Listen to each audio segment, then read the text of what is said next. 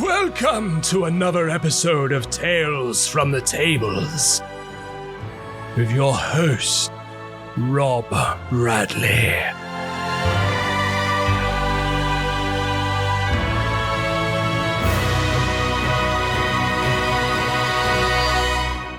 Hello everyone and welcome to another episode of Tales from the Tables. I'm your host, Rob Bradley, and I'm joined by my two co-hosts, JC and James. Hey fellas, how you doing? Hello. Hey, good afternoon, morning, evening, whenever you're listening to this. Hi. Always a pleasure to be firing up the podcast with you both. And in this week's episode, we're joined by a professional stage and improv actor, a fellow cast member of JC's in their hit New York comedy show, Batsu, which is actually coming to the Edinburgh Fringe this August. Please welcome everyone, Nicky Khor. Nicky, how you doing? Hello, everybody. Thank you for having me. I'm doing terrific. Yeah. Great stuff. Well, we've decided to bring Nicky in because we really want to have a deep dive into improv. It can seem quite a daunting task. It feels like there's a lot of pressure on you to come up with stuff on the fly. However, as professional actors and improv artists, JC and Nicky have various different tools and they can use when faced with having to make an idea on the spot and having to be suddenly spontaneous and come up with something completely out of the ordinary. So great. It's really want to have you, Nicky. Awesome. Thank you for having me. But of course, before we get into all of that, James, JC, you guys had good weekends? Yeah. I had a good weekend. I went out in London. Tried some of those for the first time. There's like fluffy pancakes, like the deep ones, and they might be the most delicious thing I've ever tasted in my entire life. I realize it's not D&D related in any way, but they are incredible. That sounds delicious. I'll have one right now. Thank you. What kind of pancake are we talking here, James? Are you I'm trying to kind of envision it. Are you? It's one of, I can't remember exactly what they're called, but they're like the jiggly pancakes that they're essentially pancake. No. Like No? they're like maybe like an inch or two, an inch and a half deep, Wow. almost like a cake, but Crikey. they're so fluffy and they jiggle when you shake them, and That's amazing. you smother them with enough chocolate, and I'll pretty much eat anything. But these, I feel like we need to open up a D&D themed restaurant. And we serve brunch, right? But we serve pancakes, but we have them carved to look like flumps, because it would be the perfect sort of analogous That'd be thing. Great. And then just between hors d'oeuvres, you have like a load of orcs come like storm in and start kicking off and have a massive bar fight. Yeah, the service. there is a D&D cookbook, isn't there? There is. It looks. Really I think they're releasing a sequel to it as well. I saw that. Yeah. Oh, that's news. That's for later. Oh yeah. Right. Save it for the news. So, JC, how about yourself? What have you been up to? Yeah, not too bad. I had a couple of games this weekend, which was good fun. Obviously, Right. I was also doing the improv show with Nicky. Were you on Saturday? I forget. Yeah, I was first show Saturday. I heard about the second show Saturday. That was a nightmare. We had I'm now training on sound and technical stuff as well, and so I'm doing tech in the booth. And we had a light blackout situation, and the whole board got reprogrammed. So it was a nightmare. It was just the worst thing to happen, especially to somebody in training. You're like, it's my fault. I feel like it's my fault. Well, it's a good job you got those improvisation skills then, hey JC. Keep it on going somehow. Show must go on. Absolutely. But we managed to figure it out, and the audience barely noticed at all, which is usually the case. But still nerve-wracking. But apart from that, had a couple of games. Ran my usual campaign of Wayfinders, which was a blast as per usual. Not as many shenanigans as I might have expected, but still close enough. Lots of trauma. We'll get into that. And on Sunday, I had a monthly recurring Waterdeep Dragon Heists game, which has been a lot of fun. This is the one I think I've prefaced before, talking about how the party adopted an intellect devourer, basically like a mind flayer brain on puppy legs. And they've recently allowed this intellect devourer to get inside the head of an assassin that was chasing them. And that assassin is now just basically a meat puppet that the intellect devourer, which is Arnold. So he's kind of puppeteering that right now, and it's just sort of following them along. And they had a bit of an interesting situation this week. I wanted to share it. So shout out to that group. They were trying to infiltrate the manor home of this corrupt noble that's sort of been pursuing one of the player characters for quite a long time. Kind of like a Valjean Javert situation, for those of you familiar with Les Mis. But basically, the group arrived and knocked on the front door and were like, "Hello, we are Raz's Razzle Dazzle performing group, and we're here to perform for you." None of them are bards, FYI. None of them have even any like musical proficiencies. And in the meantime, the rogue snuck around the estate looking for another entrance, and sure enough, he found a barn door entrance that sort of led into a coach house. So he managed to get like a natural 20 on his stealth check, total of 27 or something ridiculous like that. Worked out so well. Picked the lock of the barn door. Excellent check. I said, yeah, you see the horses, but they're not immediately spooked because you're moving around so stealthily. So everything was going swimmingly. And then I have to share this because I've been telling a lot of people this weekend about this. He got to the exit to this coach house, and he could see the main house that he wanted to go in, infiltrate, and steal something from. And a couple of guards were on patrol, but they sort of walked away. And I was like, okay, the path looks clear. And he's like, this feels like a trap. Oh, this feels like a trap. Oh, no, I feel like this is a trap. And I was like, what about what I just said makes you think it's a trap? What am I not communicating? But he was like, all right, I need a distraction. I'm going to take a flask of oil and a tinderbox, and I'm going to light the barn on fire. I was like, you're sure you want to do this? And he's like, yeah. And then I'll hide in the haystack, and then when the guards come to investigate, I'll jump out the haystack and get around behind them and go get to the house. And I was like, okay, that seems to track.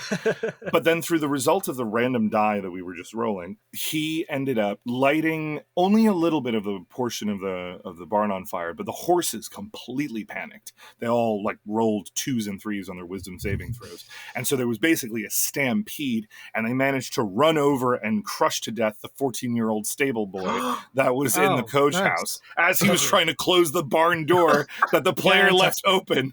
Right? He was like, oh God, don't let the horses. Oh man. And then the guards come over to investigate. The rogue, sure enough, is like, oh, I kind of feel bad. And he sneaks out the side, and he's like moving to the house. But at this point, the guards were shouting like, fire, fire. And there was like stampedes of boots and stuff. So people from the main house went to investigate. And the whole time, the rest of the party was just hanging out and doing this awesome performance. I think there was a natural 20 rolled in there as well.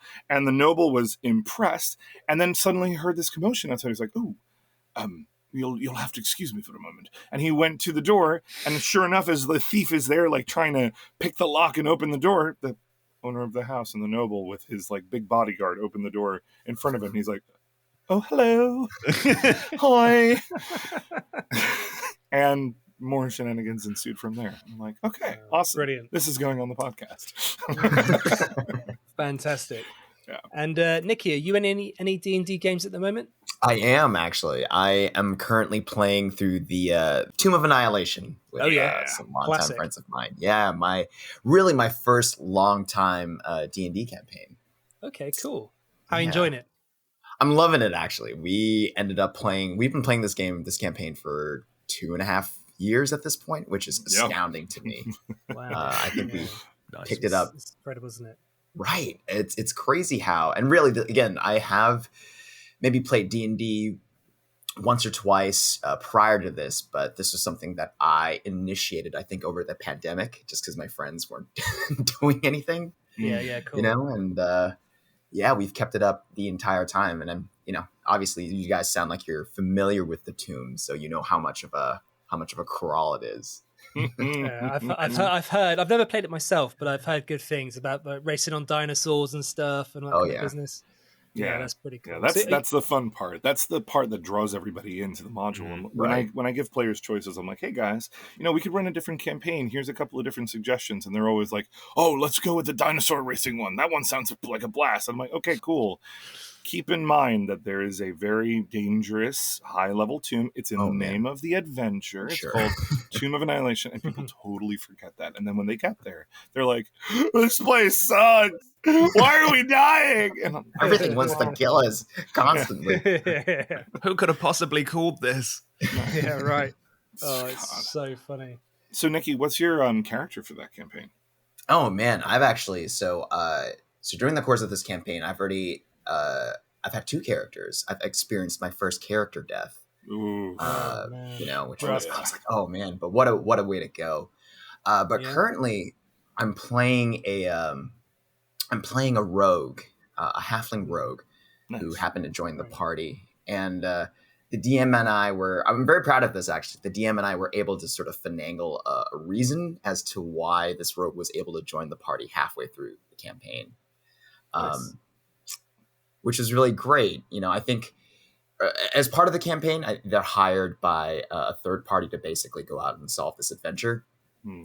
And I told the DM, like, listen, I just want this new character to basically be a presence in the shadows the entire time, basically helping that first party get through all of their. Oh, that's so cool. Exactly. Yeah. Like, and we went back and like thought about all the canon events that happened to them and be like, oh, remember the time that we like miraculously found that key or whatever? Well, it was because the rogue did stuff in the background to enable that. That's so awesome. Oh, I love Yes. that. A way to That's so commemorate and memorize that character throughout, right? Like, just always have them still involved in their own way. It's hard to introduce a new character like halfway through a campaign once yours dies without it seeming sort of weirdly forced. There's a lot of the bad guys had him chained up in a dungeon and we've just rescued him and nope, coming with us. Actually, prison scenarios are usually the best way to they are. introduce a new character. Yeah, nice.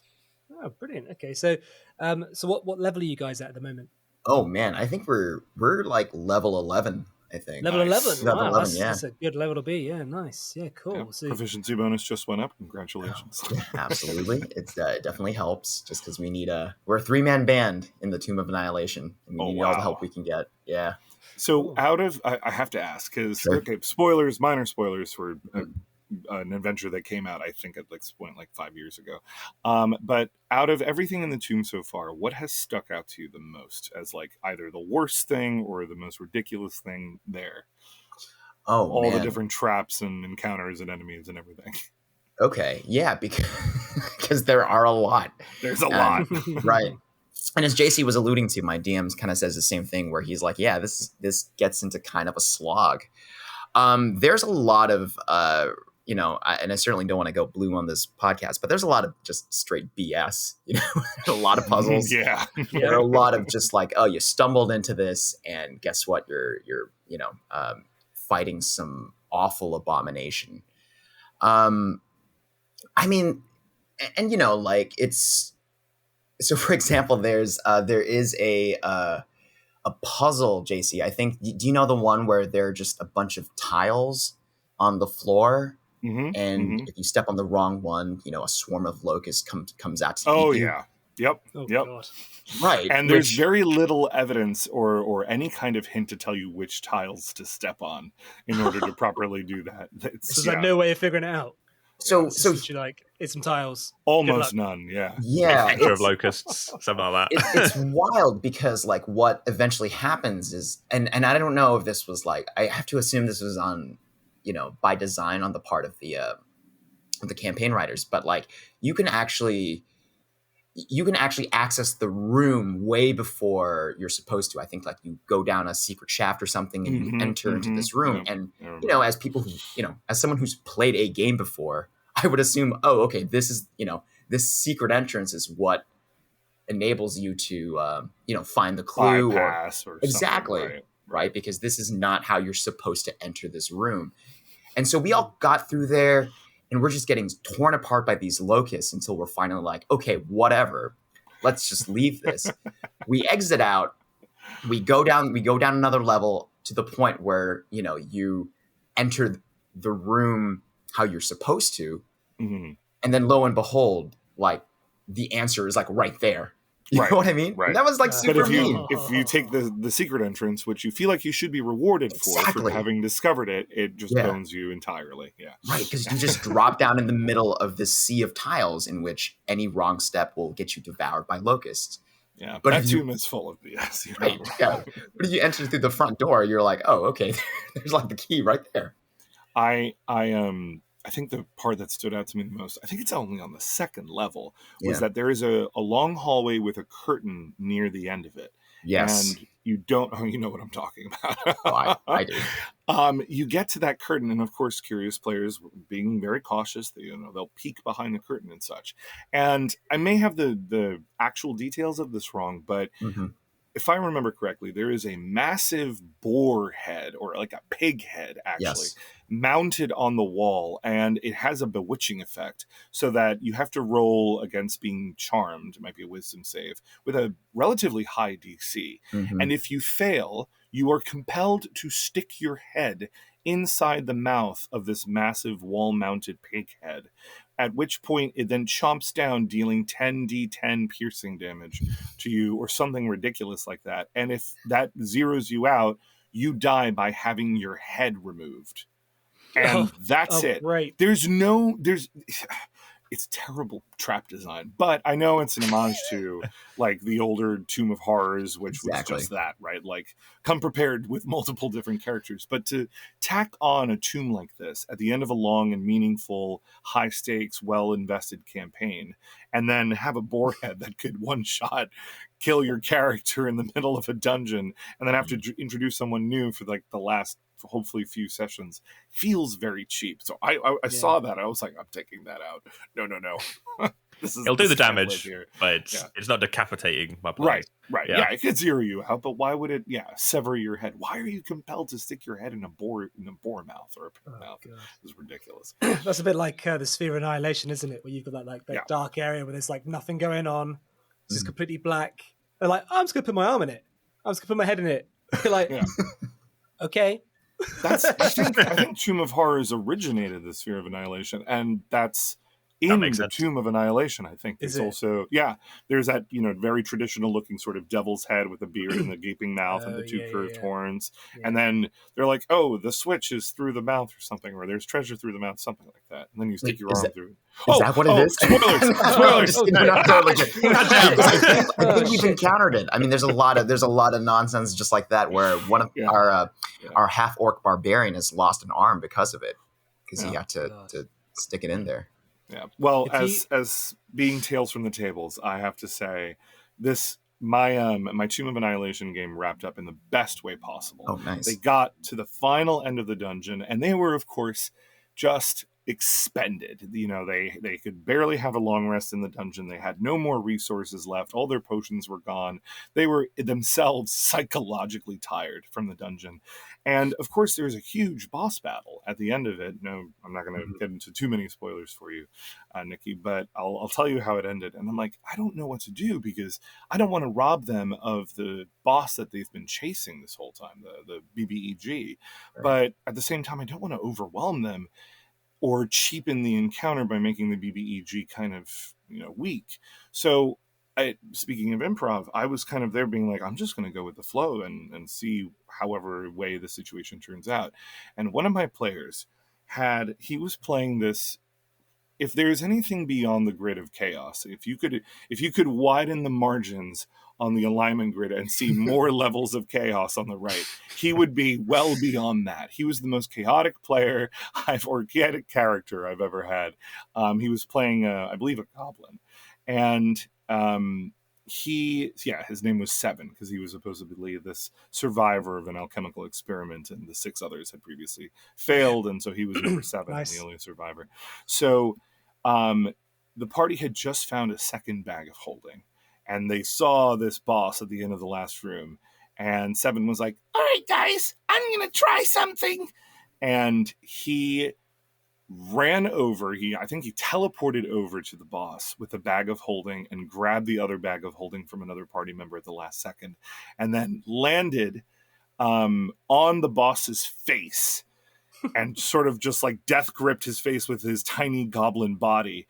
And because of some magic item that he was wearing, it also so happened that he lost all of his carried and worn equipment in the process, or I think all of his worn equipment in the process. So he landed naked on the final boss's face, rubbing, as he described it, his goblin accoutrements onto the boss, and then shoved his second bag of holding into the first, which, if you guys know how that works, which from your faces, I see.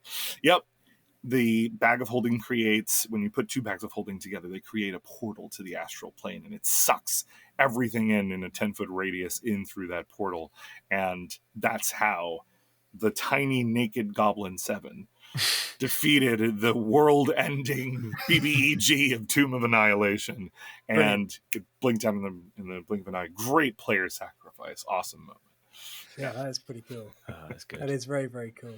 Have you guys ever seen the Game Masters documentary on Netflix? It was on Netflix. It might be on Amazon Prime. I'm not too sure. It's on one of them. I don't think I have, actually. I don't think I have either. It's quite interesting. It's quite old now, actually. The documentary, way before D&D became like massive again. And in the documentary, there's a guy. They interview this guy, and he's like, yeah, you know. So I gave the players who I've been playing with for the last like 40 years an option. They could either go left or right, and they went left. And left happened to be a sphere of annihilation, and they went for it. And I got all their character sheets and ripped them all up in front of their faces. And that was the end of the game. Total party kill. And he was all like smug about it, like, yeah, well, you know, there you go. Whoa. It's really funny. It's just it's a brutal way to lose bastard. all your characters in one go as well. I've never understood the sort of mentality behind tearing the character sheet. I get that that's very symbolic, and you know, it's got a long-standing tradition from the early days, but I mean, at least like frame that stuff, or like put it in a folder where you can discover it years later and be like, oh yeah, that was the torn up character. Shreds. I guess so, right? Like save the scraps. But like it seems so needlessly petty to me. I don't know. Just Well, I've never done it. I've been to quote JC, I've been needlessly petty. Funnily enough, the church guys who I ran a game for them in their church, not last weekend, the weekend before, and we spoke about it in the last podcast. Their first game I did with them in September, one of their players went into a sphere of annihilation. I just got his character sheet in front of his face. No. So there you go. Sorry. Can we edit that part out? That's fine. No, it's fine. It's funny. It's funny. I love you, Rob. I can't wait to play in a game with you again. Yeah. This is great, JC, because I've already burnt bridges. I've already burnt bridges talking about how I don't like monks. So now you've done it with. It's true. Yeah, we're Exactly. on even footing. Exactly. Yeah. Don't worry. We all just secretly hate each other. It's fine. Does a sphere of annihilation result in an instant death? Yes.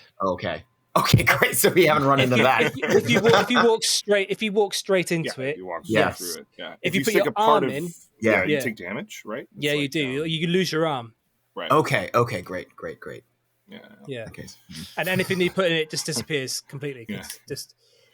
Yeah. It ceases to exist. I see you like taking a mental note of it, Nicky, and I'm like, so I guess make a mental note. If you see a warbling purple or, you know, totally black sphere divorced from the natural light and environments around it, maybe don't stick a body part. Don't stick a hand in it. Yeah. Right. Well, actually, that's very meta, though, isn't it? You got to.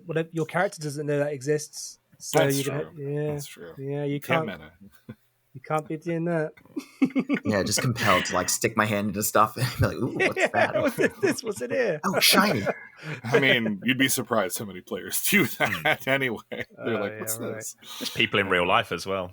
Yeah, right. Exactly. Yeah. Don't touch this wet paint. Is it still wet? Let me just see. Turns out it is. I remember I was on the subway station once and there was a wet paint sign that says do not touch, and then someone in the wet paint wrote out with their finger, make me. Right. Rebellious. Brilliant. Yeah. Brilliant. So James, any RPG news from last week? Yes, well, we got some new news direct from Wizards of the Coast, actually, on Bigby Presents Glory of the Giants, which is, I think, an upcoming release. I can't remember if it's I think the Fandelver one is the very next one, and then afterwards is Bigby. Cool. But yeah, there's some interesting stuff in it. New character creation stuff. It's mostly monsters. I think there's 75 new monsters in there. But we'll start from the top. So there is a Path of the Giant Barbarian you can now be, and it seems that their rage ability is that you can grow to giant size when you rage. So all the stuff we were talking about, where a lot of jokes. So the Hulk, you become the Hulk. Basically. I guess so. Yeah. Don't make me mad. Let me mad.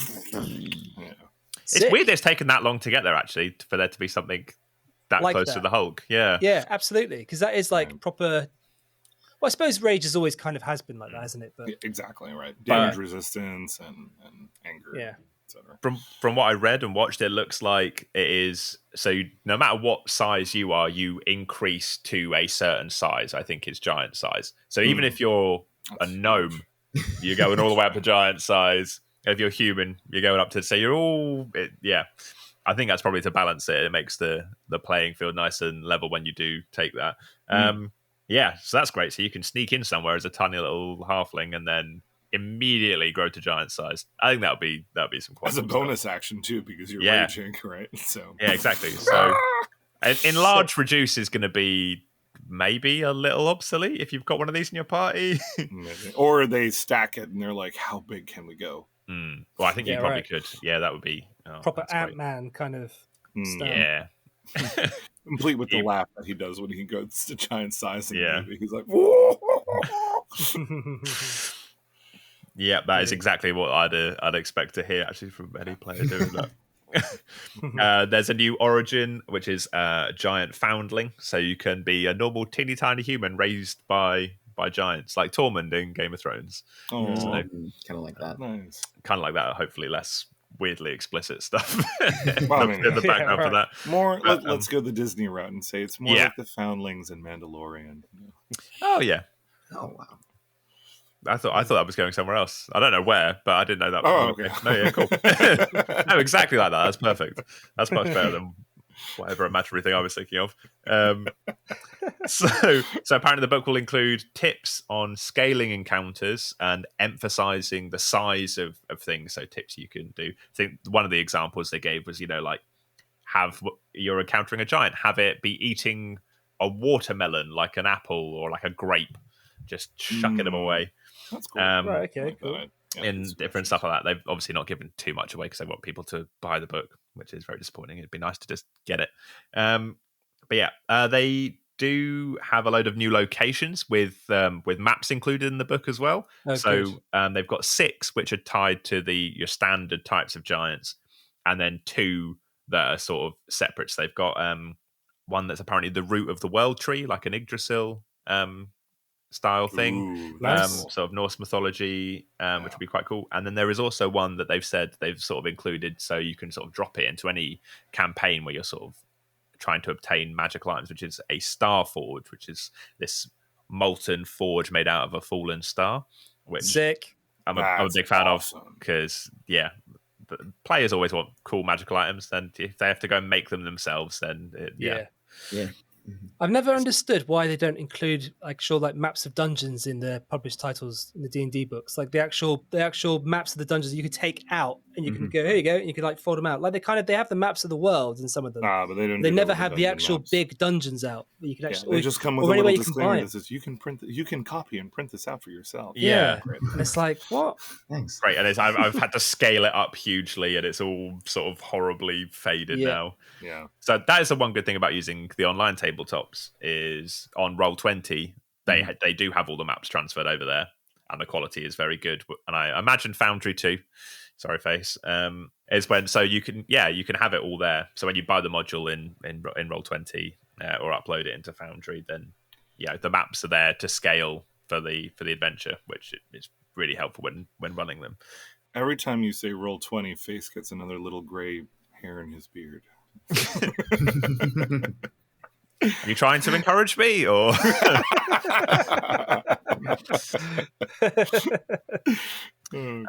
They've announced there's going to be some giant-sized weapons, including a giant blunderbuss, which is one they wanted to highlight.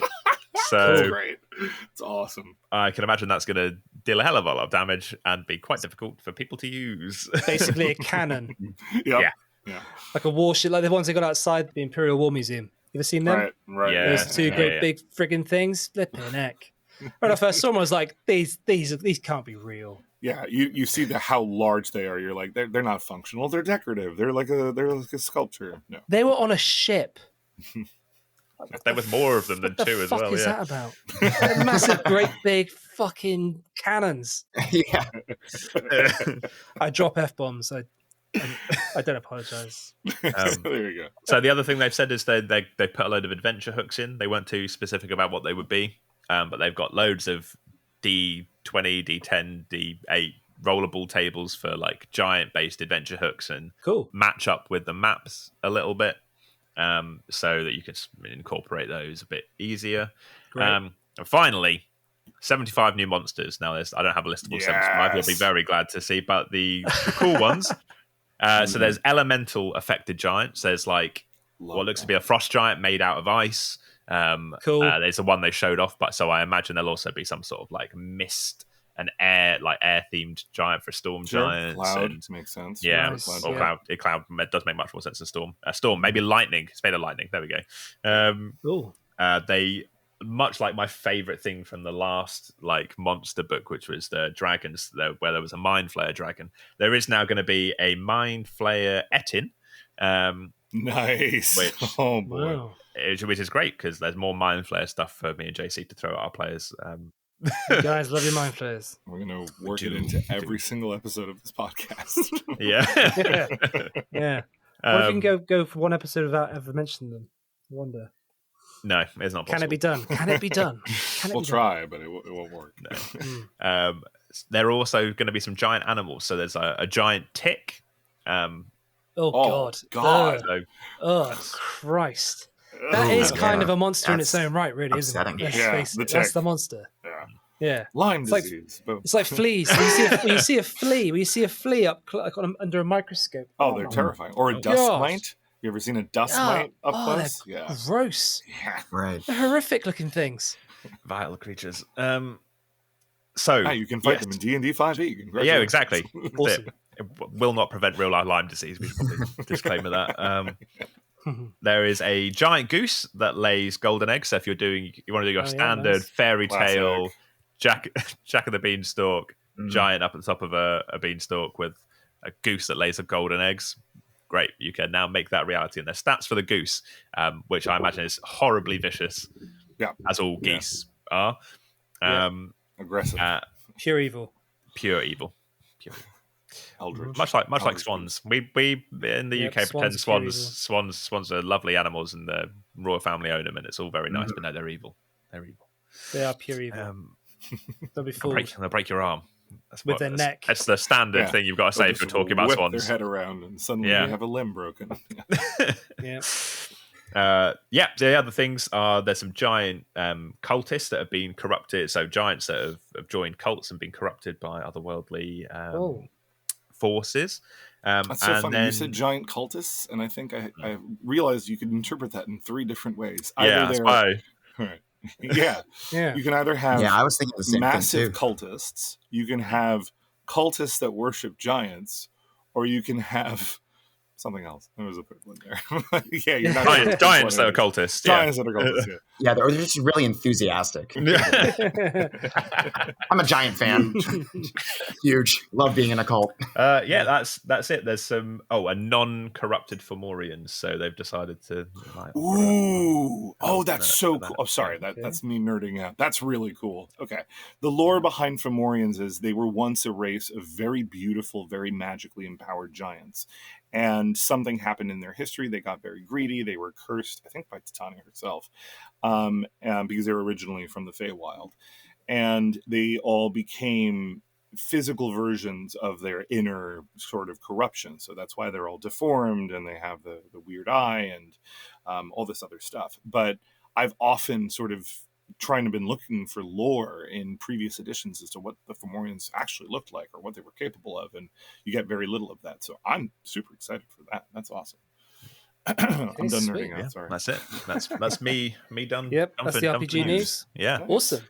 Great. So, JC, any updates from the RPG Rolldark community? Oh, yes, we do. All right, so we've got a couple of submissions this week for Tales from the Tables. The first one, our DM in Windsor, Jack Price. He runs the Keepers of Chaos campaign and actually has just had the 2-shot finale last week, which apparently went wild. As in his own words, Jack Price, we encountered a skeleton minotaur ridden by a ghostly tapeworm in the stinking intestine of a kraken. Ugh. After a series of deep moral dilemmas involving the souls of dead mages, the party was ejected through an illusory ceiling and out of a blowhole. They started falling from 1,000 feet in the air and somehow managed to safely land back on the island, only to realize it was actually a chaos magic-powered dragon turtle with a blowhole breath weapon.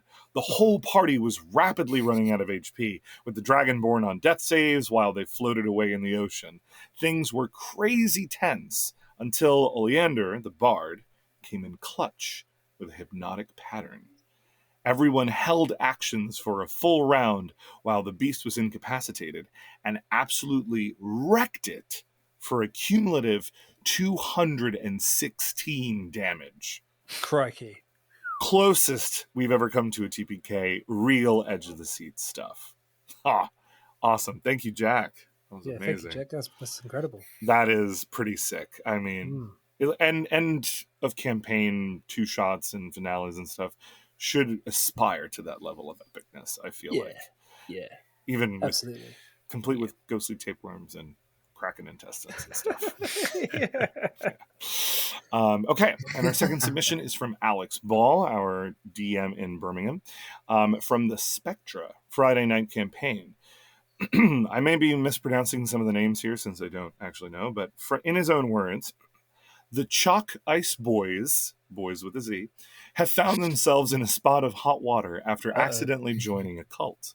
Oh, bringing a cult. Nice. Yeah, very current. It happens, yep. A giant cult, is it, by any chance? Giant, we're about to find out. Or are they giants and they're just in a cult? Exactly. We don't know. Believing that they were going on a bodyguard job, protecting the leader of the Gradians, the Chalk Ice Boys failed to communicate with each other that they weren't getting paid for this and ended up in a self-reliant commune where they were expected to farm and rear animals. After a day of hard labor, the gang decided to sack it all off and do some digging into what was going on. They waited until 2:30 a.m., snuck out of the bunkhouse and over towards the offices of the more senior members of the cult. On the way to those offices, they noticed the leader of the cult, Father Blanc, knelt down on the ground and shoveling dirt in his mouth. After a brief discussion, the boys decided that it was none of their business and continued onwards, breaking their way into the offices through Sam the Rogue's expert lockpicking. Minor JC insertion here. You are blessed with players that ignore such things. That's sometimes a good thing, because any little weird thing, my players are immediately suspicious of. They're like, dirt in his mouth? Right. What kind of dirt is it? Is it magic dirt? Is it going to be a +1 to my dirt? And I'm like, chill, it's just dirt. Right. He's just a weird little guy eating What's dirt. that guy doing? Is he like some kind of like earth vampire? Yeah. Who knows? Yeah, right. So, continuing. Sam the Rogue picks the lock in the office. Climbing through a hatch in the floor, pointed out by Tixor the fighter, the boys descended into a basement below the offices. Searching through different rooms, they found evidence of worship towards a creature known as Ohicton, the Titan of Corruption. Ooh, there we go. We got a giant reference. It is a cult about giants. There we go. It's a Titan. The Titan of Corruption. After a brief combat where Tixor the fighter had to bludgeon a blood elemental out of Chester the Paladin, using soap in a pillowcase as a weapon, they stumbled across a room filled with medical equipment.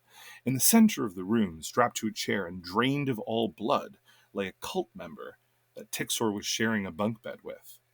After recovering from that horror, the Chalk Ice Boys descended further into tunnels that led below the cult compound. They worked their way through the tunnels, finding scraps of paper from a journalist who apparently went undercover in the cult, but ended up getting caught and thrown down into the tunnels, where they met their untimely demise. Eventually, the boys found their way into a strange cavern filled with gruesome nests. Ugh. They were ambushed by creatures laying in wait for them, and now have to try and fight their way out. Wow. Dun, dun, dun! That's incredible. That's cool. Whenever you hear an update like that, I immediately think to myself, these players clearly understand improv. Because you can tell that's a lot. There's a lot of improvisation going on there, like the bar of soap in the pillow slip as a weapon, that kind of thing. It's It's just Exactly wicked, isn't that. it? And I, Yeah, I didn't and- know my mother was playing D&D in Alex's game. Oh, James, no. Nicky, let's keep delivering it. Oh, no. Crikey. Oh, gosh. Yeah. Oh, Wow. fantastic. What a good segue, Rob. Yeah, did you like that? Yeah, that was Yeah, cheers. I think a lot of players, certainly when I've run games in the past, and you get like beginner players, and they get very nervous when being not necessarily put on the spot, but when it's their turn to kind of make a decision, they often go, oh, they struggle with they don't know what to say, they don't know what to do, they can't quite embody their character enough to improvise on the fly. So I was wondering, would you guys, as obviously professional improv artists, what sort of advice would you give to players that struggle with improvisation? Yeah, I think maybe the first thing that comes to mind is just because of what you were saying, Rob, which is like, I think a lot of times we're paralyzed by like the inability to make a decision, both obviously in D&D and, when improvising as well.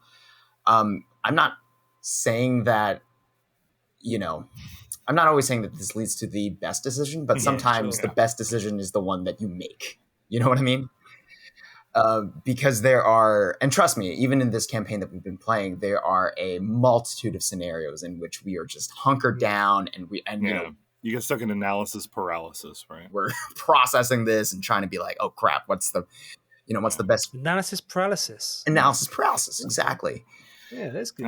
No. Yeah, I'll give credit where credit term, is due. JC. I've heard that from like all my teachers forever. So, could you just give us a bit more context about it? Right. That's right. So it's basically when you're trying to work something out, and you just keep revisiting the same concepts over and over and talking yourselves into a circle, and thus nothing gets done. Either if you're in a D&D campaign or you're on stage trying to, tell the next joke or keep the show moving, right? Okay, interesting. Right, and you end up just sort of spinning your wheels. Whereas, just sort of like with improv, JC, like when we're playing, for example, like Story, which is a game we play in our improv show. A lot of the times, some of the best ones are the ones in which someone makes an offer. Right, you throw something out there, and you have other people to sort of rely on and sort of build upon that. This sounds like improv fundamentals 101, but it doesn't have to be this like the best prompt or even the most original or whatever it is. It just has to be something that's strong enough for somebody to be like, yes, and right. And it's the same thing with like, I think when I first started playing this campaign as well, never having really, sat down and embodied a character for D&D, I was like, oh shoot, like there are so many things that you could do. Right. And my DM is way more experienced. And I thought to myself, okay, well, let me just take a stab at it, right? Let me take make a strong choice and see where this leads. And even if it's not, maybe like the most optimal, it is a choice. And I've got other party members to sort of back me up on this, right? And my DM will gently lead me to a good DM will know how to do that. So right. Exactly. I think Eric, whom Nicky knows relatively well, has put it best. He's one of our improv teachers and one of the founders of Batsu. He, I think, said when he was specifically workshopping that game Nicky was talking about, Story, and he said, your goal in this shouldn't be to be funny. Your goal should be to make the others the best offer you can make them, right? Don't focus so much on what you're doing. Empower your teammates, because it's all, you're working as part of a team in that game. And likewise in D&D, you want, and conversely, when you hear someone else say that, and this is the part that really stood out to me about what Eric said, it is a gift. It is a gift. And he did the whole Sean Bean from Lord of the Rings thing. It is a gift. Where you have to realize the genius of it, even if it's not actually all that awesome, right?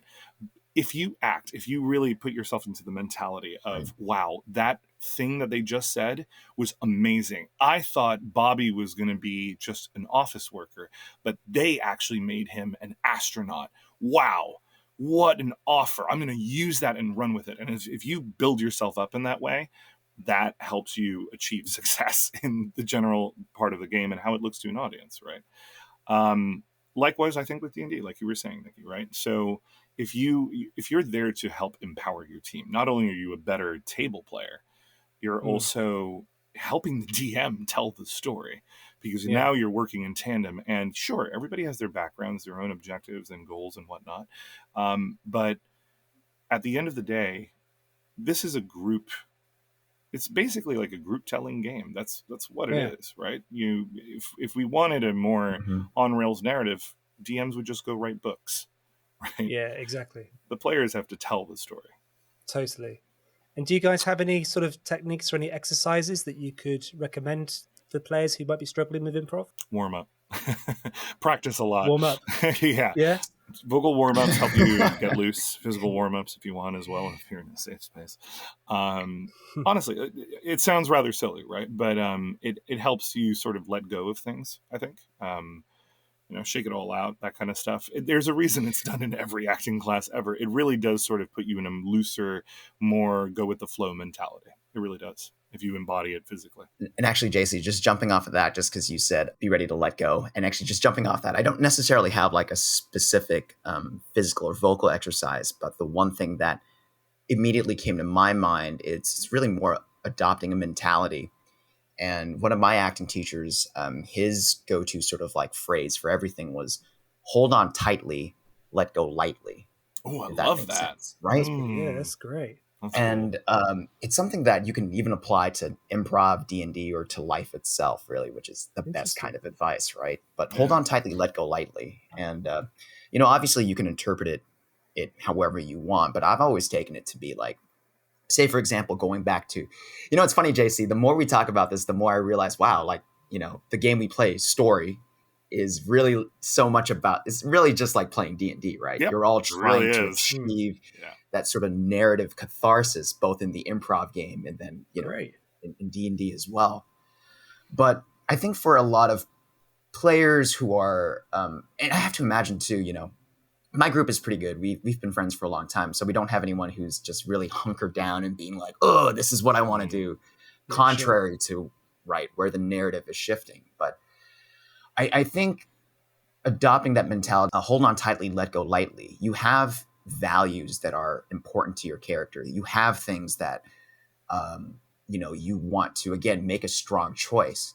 But should the narrative shift, or like JC said, "Oh, Bobby's going to be an astronaut," you have to be ready to pivot into this new trajectory. And whatever those values are, whatever story we are now telling post this pivot, we latch onto that and we make that the best we can be. Exactly. Yeah, I love that. And I mean, it's not going to help your die rolls, right? Like if you're coming at this from a mechanical perspective, like, well, how can I get better at D&D? It's not going to make my character better, but that's not what we're talking about. We're talking about the more social aspect of the game, where it's a lot more fun if you sort of lean into these things. So, yeah. Also, I love what you said, Nick, and I love your acting teacher for that saying. It feels like the very opposite of 38 Special. The song "Hold On Loosely." Hold on loosely. So I love that. Yeah, very awesome. Thanks. Have you ever DM'd at all, Nicky? I have once, and my gosh, it's hard. I applaud all of you for what is essentially a nightmare of a job to me, because I've been playing this campaign for 2.5 years, and even as a player, there are times where I'm like, crap, what is that rule? Like, how did I get to this stat? And so for all of you to make this magic happen behind a screen, it's really is impressive to me. I DM'd once for a fundraiser I was doing for one of my friends' theater companies, and cool. They're a Shakespeare themed organization. So I said, we'll do a one shot, based on Hamlet. Oh, wicked! Nice. Okay. Yeah, and it was a lot of fun. Love that idea. Oh, that's so cool. That was a lot of fun. Is there a market, like an untapped market, where we can mix all of these ideas together? A D&D Shakespearean improv show? Can we do Definitely. that? JC, we can make that happen. We gotta make that happen. We should do that, man. That'd be we used the Batu space. Like, we had Jay come in and run tech for us. Like, that's it was amazing. Oh, yeah, this was a little bit before I think you came back last year. But I mean, had you been there, obviously I would have like tapped into you for sure. Well, you got to do a sequel. You know. Well, you could do Hamlet like 2, a. Electric Boogaloo. Oh well, yeah. Well, I mean, obviously, Electric Boogaloo, number one choice. But you could do Midsummer's Night Dream, like set in the Feywild. Perfect. Yeah, Yeah. totally. Of course. Yeah. For sick. someone who's I mean there's so many of Shakespeare stories that are just like ripe for a campaign. Macbeth, for example, would be awesome. That's a good one. The three hags in the beginning. Yes, you got The that, Tempest, right? You have a powerful wizard stuck on an island. Yeah. You know? With a Caliban could be a measle, from the Volo's Guide. That would be really good. Anyway, I'm spitballing. My knowledge of the Tempest, it should be much better than it is, having studied it at school. Yeah, right. It's the one with the island and the magician. There's the invisible person for a bit. I remember kind of. yeah.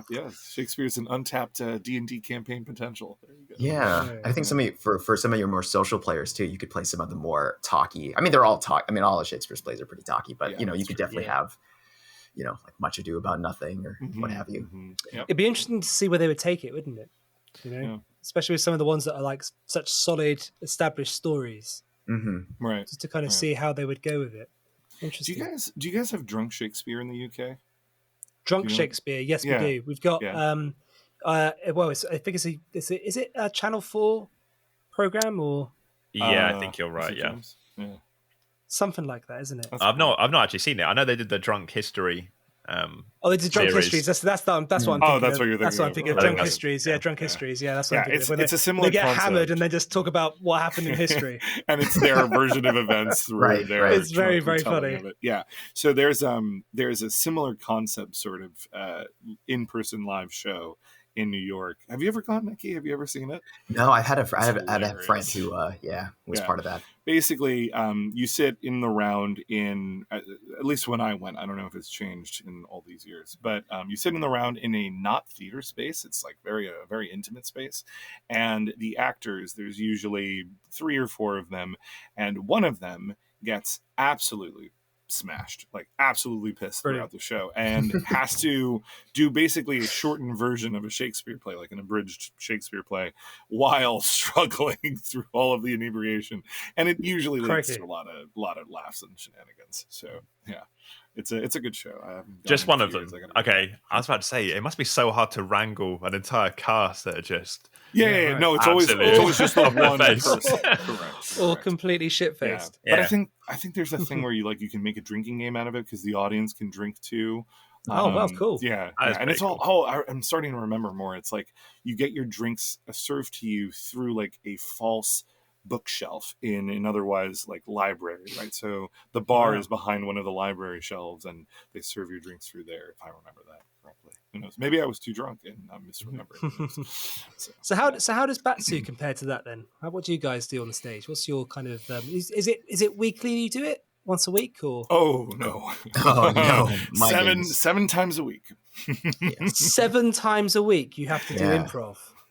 Bloody hell! So the show runs 7 performances a week. We double up on Fridays and Saturdays. So we run Tuesday through Saturday. And we're not always scheduled for all 7, thankfully, only because I'm not sure. I guess most people don't know what the whole draw to the show is. But basically, take it away, Nicky. Oh boy, tell us. Oh man, tell us. It's wild because this is the exact spiel that I happen to give, and you'll find out why. So basically, we are a short form improv comedy show where JC, myself, and other comedians, we get up on stage and we basically play games, tell some jokes, and hopefully the audience finds us funny.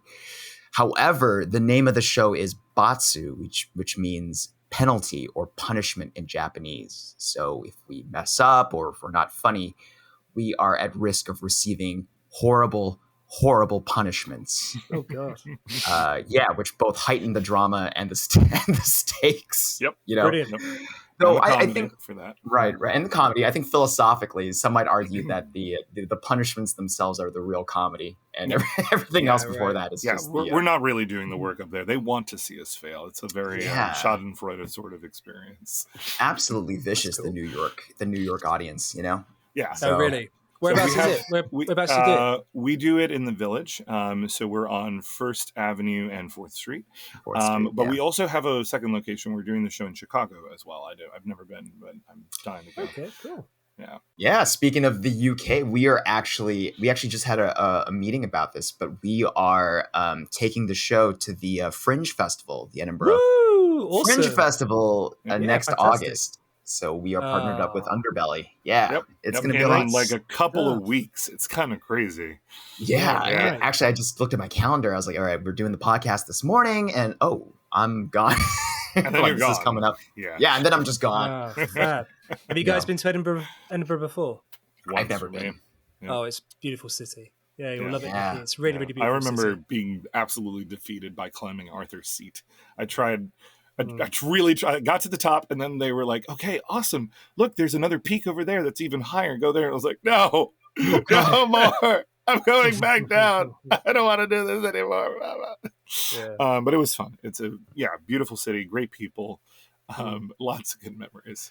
Some really good bookshops there. Check out the bookshops. Really good bookshops. There's also a very good bar called the Cocktail Geeks that are run by friends of Jade's, my girlfriend's, and they are a like geeky themed bar, and they have like a cocktail menu themed to stuff. And I think during Fringe, they are Star Wars Cantina themed. Yes, love that. Great, but yeah, they're great, and they are really dedicated to like getting their menu perfect. You can order, in fact, like from their website, and have like them deliver like cocktail kits to you to make them at home. But yeah, they put a lot of time and effort into like theming their cocktails for like the themes they have in the bar. Amazing. And it's incredible. Yeah. I get like blue milk?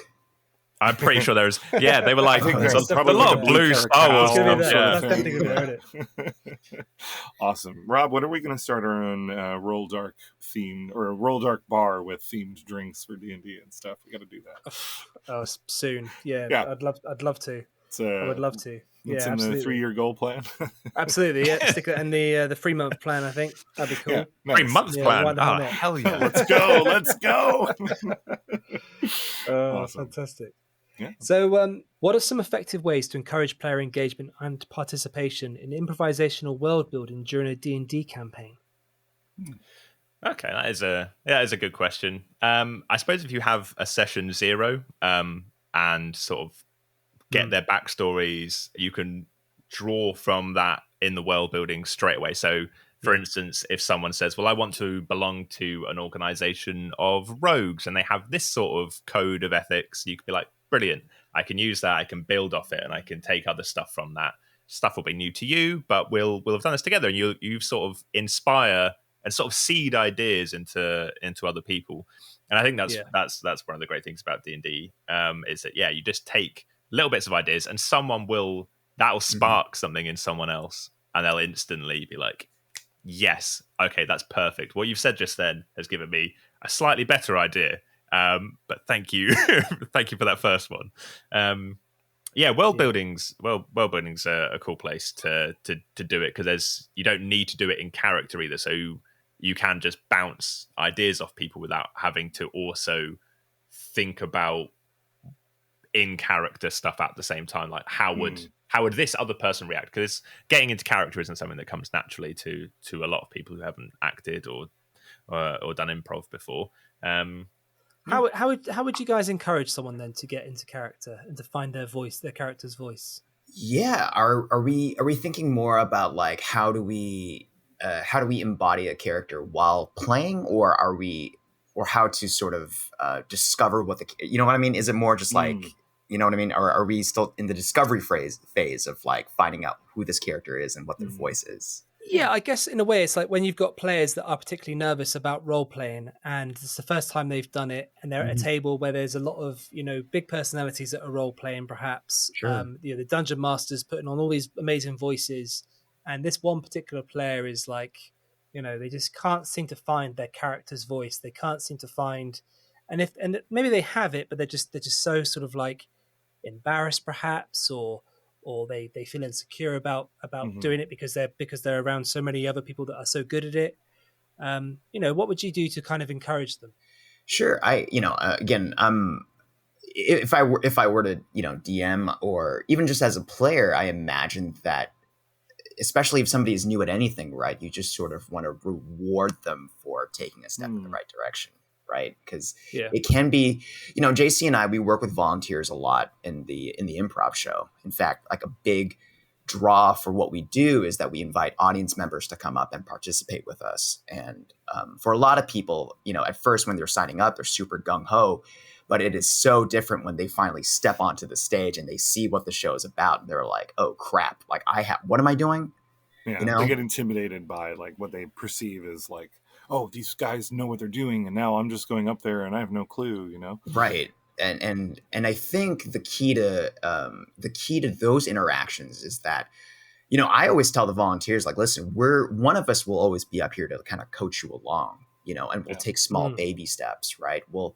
It's the little things that help sort of round out the performance, because I feel like if they feel like the spotlight is entirely on them, the instinct is to shrink away. Whereas if we take small baby steps, and JC, when we were playing Schoolyard Insults, for example, which is a charades based game, I always say, hey, right, it's a great game. Basically, long story short, it's just a hyped up version of charades where the volunteer is working with one of us to clue in another improver on a word or whatever it is. Right. But in terms of working with them, it's always like you want to reward them and say yes to their ideas, because the volunteer really doesn't know what they're doing, but they will make suggestions to me, and I'll say, oh wow, even if it's not optimized, I'm like, yeah, let's do that, right? Yeah. And that way exactly. And then you're able to be like, oh, okay, well then you throw out a suggestion back and they say, oh cool, let's do that. And all of a sudden you kind of have a plan, even if it is a little shaky, even if it's not perfect, it is something that they're like, okay, I feel empowered because, I've taken ownership of this plan of attack. Yeah. That's great advice. Honestly, I think one of the really cool things to do is create opportunities, because as DMs, it's very easy to focus on the players that do talk and do want to engage and do sort of step in and take the spotlight a lot, because they're the ones responding to you. And you can be just as equally nervous as a player, because sometimes it's a new group or it's a group of total strangers, not your friends. And you want to make sure that they're all having a good time. People often forget that, like, DMs are about as equally nervous as sometimes doing characters and exploring the world, because maybe you're with a bunch of power gamers and you're more of a bard person yourself and you love just talking and doing RP, where they just want to roll dice and have combat. But if you take a moment to remember to create unique opportunities to really focus in on the people that aren't usually participating, they start to feel more of the group, or more as part of the group, and more comfortable. And little by little, through just a sheer amount of practice, especially if it's an ongoing campaign, you can help them come out of their shell if need be. That being said, I feel like it's also important to remember that some players enjoy just sort of taking a step back and watching everything play out and not taking too big of a role. I always try and check in with my players after a handful of sessions and be like, hey, how's it going? Are you enjoying? What aspects do you like? What aspects don't you like? What would you like to see more of, less of, etc.? And part of that is also with shyer players, or people who haven't quite found their character's voice and stuff. I'll talk to them about it. I'll sometimes say, well, yeah, okay. We can help you with that. If you want a little bit more, do you want me to continue sort of focusing in on you and like saying, hey, everyone else is doing this by the campfire. What is Zenithar up to? While you're, the rest of them are all making s'mores. And he's like, oh, well, I'm reading my wizard book. I'm like, awesome. Well, while you're reading your wizard book, you actually discover a few notes in the margins from the previous owner of the spell book, or whatever, right? I'll try and find something to give them. And that creates that opportunity for them to start engaging more and thinking less about themselves and more about what their players will do in that, or their characters rather will do in that moment. So yeah, doing a bit of that, I think. I think that's a really great point, JC, because yeah, I think engaging on different planes, you know what I mean? Just because like a player may not be, may not feel comfortable or at ease sort of taking center stage and playing a grand, like role playing, but Right. giving them moments of like, oh, quietly in the background, so and so who's maybe a little more shy, maybe a little more bookish, both in character or in real life, like you give them opportunities to sort of like influence the narrative and do things in a way that they're more comfortable with, that are still Exactly. meaningful. And yeah, that's great, dude.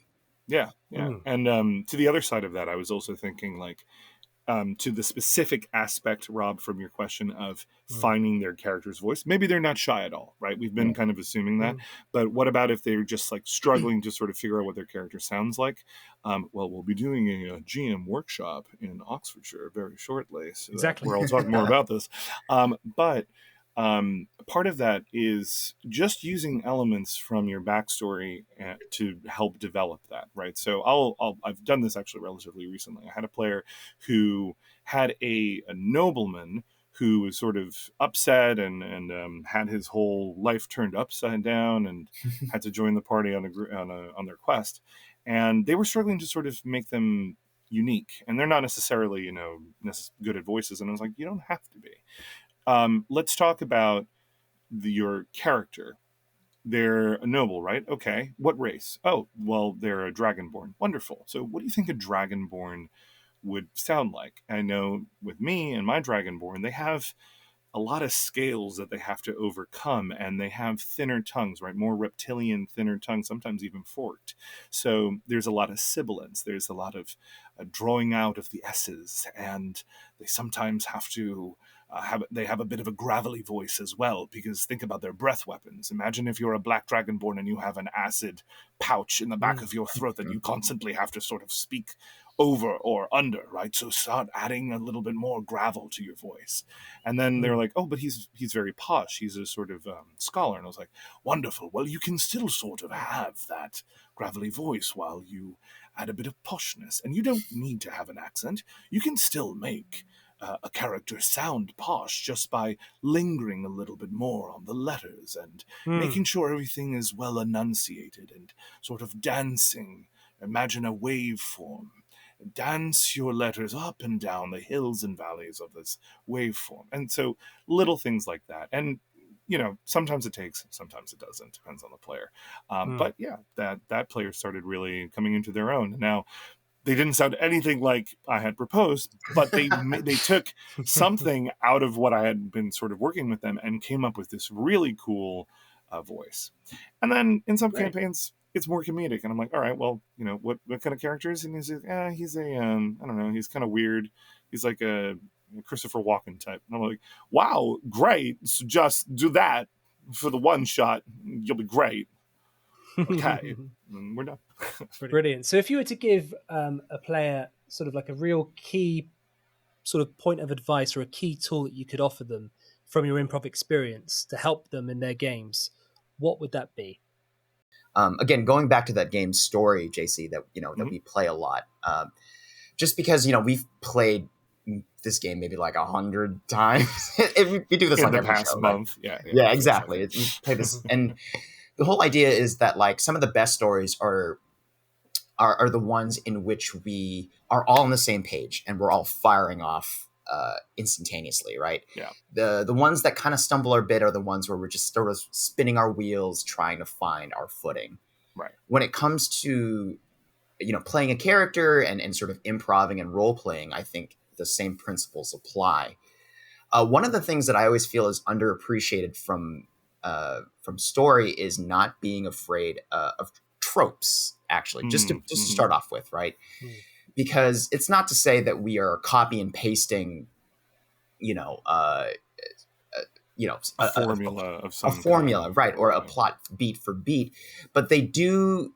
But tropes exist for a reason, and I think they help create a launching pad for everyone to sort of get on the same page. Absolutely. Yeah. And then the comedy comes from the submersion or the subversion of tropes, but you need the tropes in the first place. So yeah, for groundwork, it's great. Like, we'll say, I don't know, Bobby worked as a grocery clerk, and he was late for work that morning because his car broke down.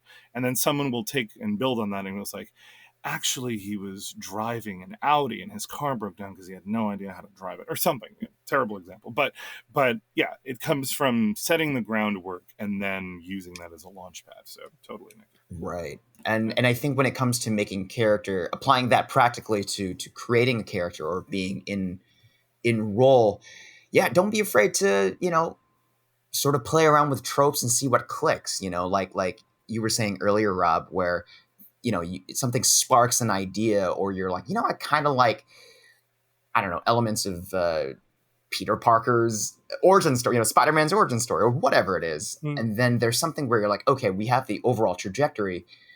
What makes this special and unique to you is you filling in the little details, filling in everything else around it.